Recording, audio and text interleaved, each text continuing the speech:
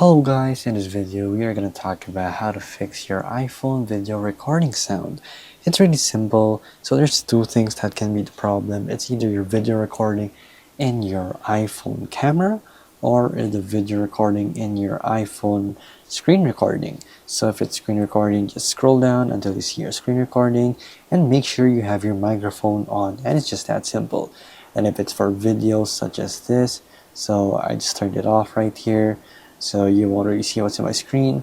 First thing you'll have to see is if you have any mic input, and I think you will see right around here in my signal screen. So there's my Wi-Fi, my battery, and then my signal.